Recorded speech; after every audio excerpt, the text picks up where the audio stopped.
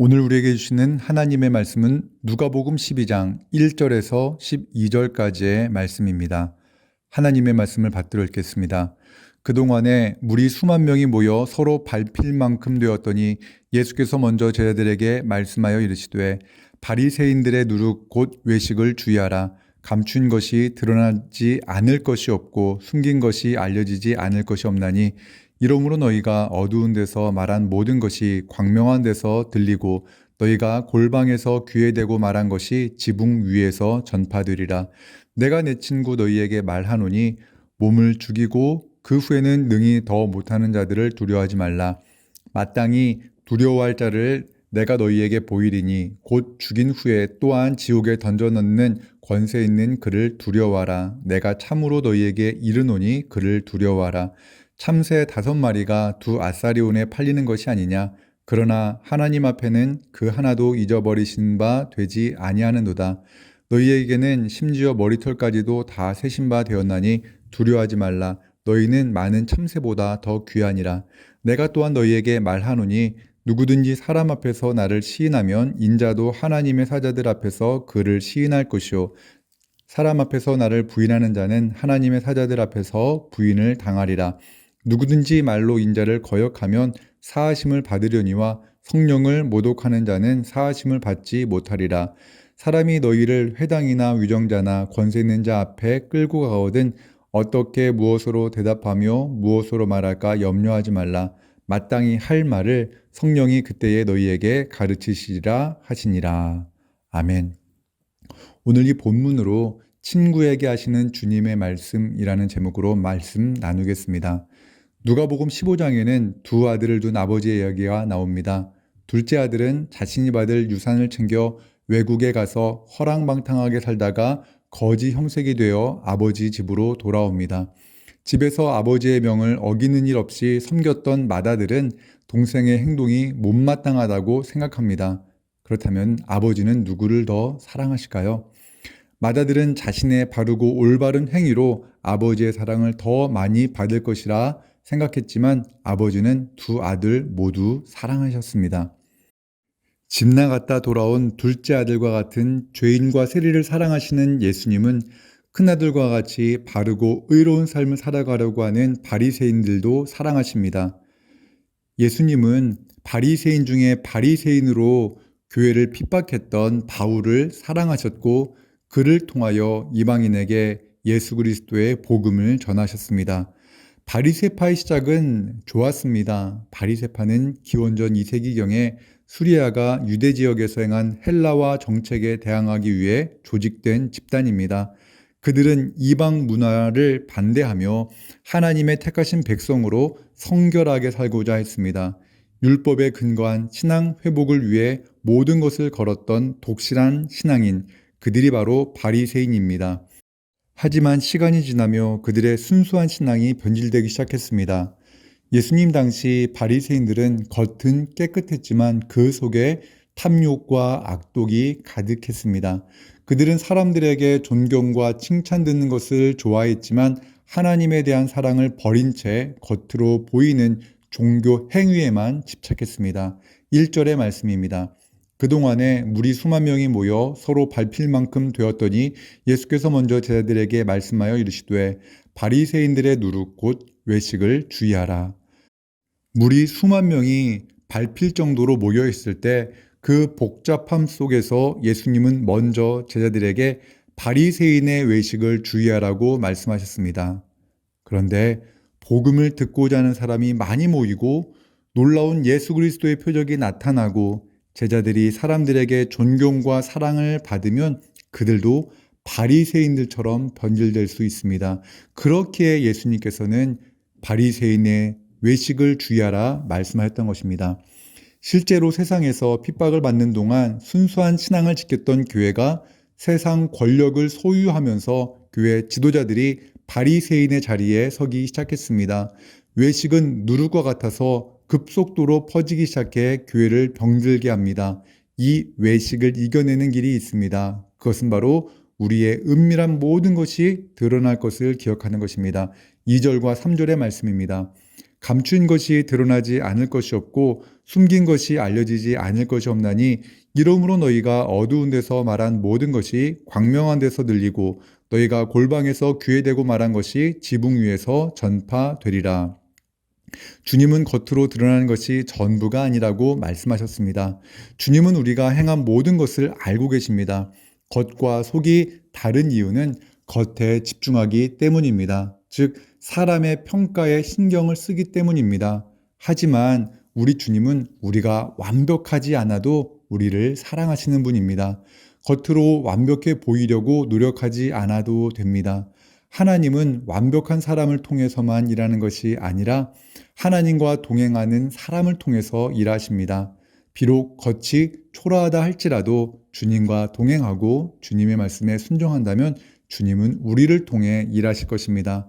우리가 골방에서 주님을 구하고 어두운 곳에서 주님께 감사를 말할 수 있는 그 순수한 믿음이 있다면 주님께서 우리를 귀하게 사용하실 것입니다. 외식하는 바리새인과 서기관들은 예수님을 붙잡아 죽이려고 했습니다. 예수님을 핍박했던 사람들은 제자들도 핍박할 것입니다. 예수님은 그런 핍박을 알고 계시기에 제자들에게 말씀하십니다. 4절과 5절입니다. 내가 내 친구 너희에게 말하노니 몸을 죽이고 그 후에는 능히 더 못하는 자들을 두려워하지 말라. 마땅히 두려워할 자를 내가 너희에게 보이리니 곧 죽인 후에 또한 지옥에 던져넣는 권세 있는 그를 두려워하라. 내가 참으로 너희에게 이르노니 그를 두려워하라. 예수님은 제자들에게 내 친구된 너희에게 말한다고 말씀하십니다. 주님은 우리의 친구입니다. 주님은 소중한 친구인 제자들에게 몸을 죽이는 자들을 두려워하지 말고 죽인 후에 지옥에 던져넣는 자를 두려워하라고 말씀하십니다. 세상 권세 잡은 사람들이 주님의 제자들에게 할 수 있는 최대의 협박은 죽이겠다는 것입니다. 이 두려움을 무기로 세상은 제자들을 협박할 것입니다.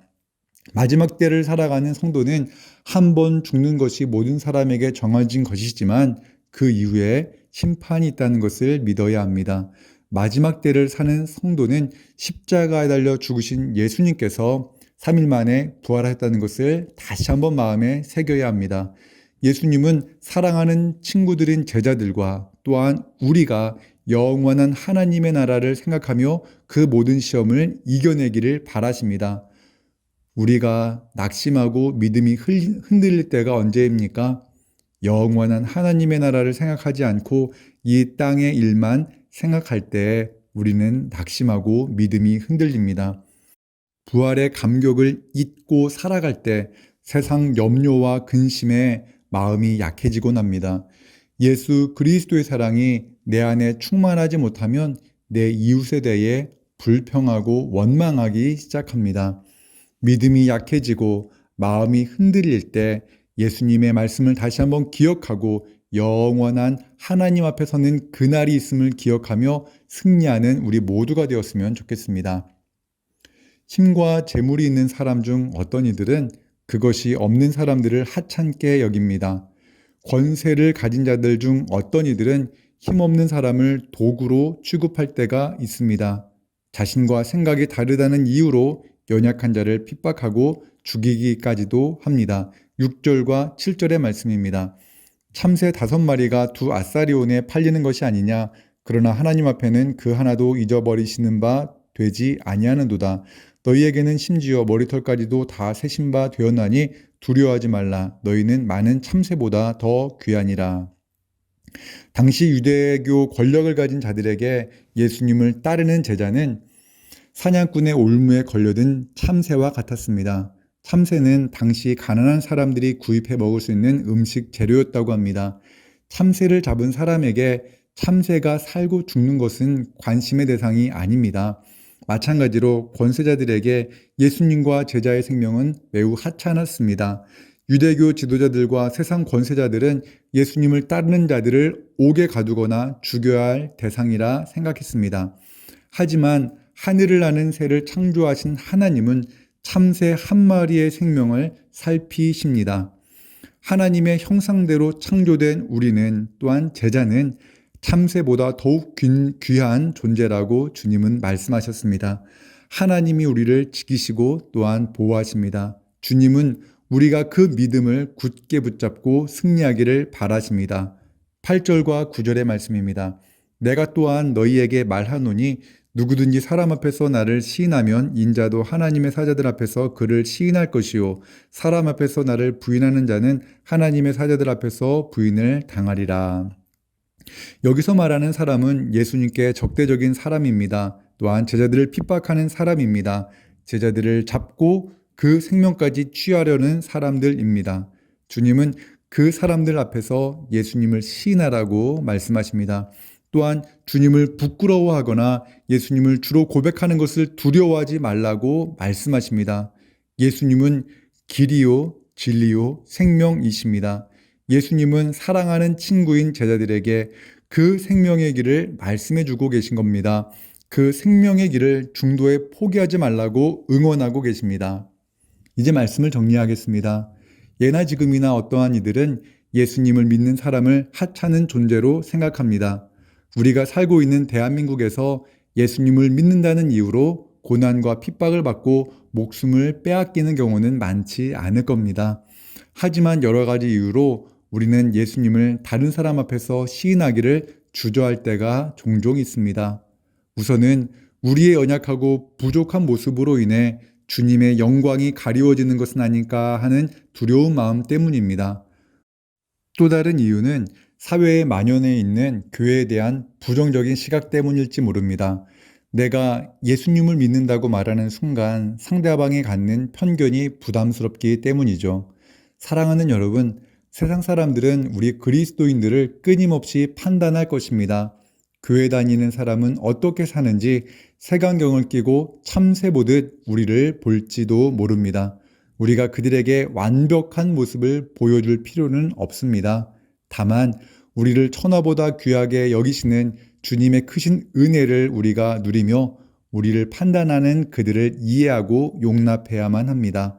주님을 부인하는 그들이 현재는 예수님을 부인한다 할지라도 언젠가 우리 주님께서 그 마음을 열어주시면 그들도 우리와 같은 마음으로 주님을 사랑하게 될 것입니다. 우리를 사랑하시는 주님은 그들도 사랑하십니다. 오늘 삶이 힘들고 어렵더라도 공중을 나는 새를 보시거든 우리와 함께 하시는 하나님의 크신 사랑에 감사하며 하나님을 찬양하는 그런 하루가 되시길 주님의 이름으로 축원합니다. 기도하겠습니다. 사랑과 은혜 하나님 아버지, 주님을 다시 만날 날이 있음을 기억하며 오늘을 살아가게 하여 주옵소서. 힘들고 어려울 때 영원한 하나님의 나라를 생각하게 하시고 부활하신 주님을 생각하게 하옵소서. 완벽한 삶이 아니라 주님으로 인해 감사하는 성도의 삶을 살게 하여 주옵소서. 세상 권세자들보다 하나님을 더 두려워하게 하시고 세상 그 어떠한 것보다 그 누구보다 우리 주님을 더 사랑하게 하옵소서. 모든 것 감사드리며 예수 그리스도 이름으로 기도합니다. 아멘.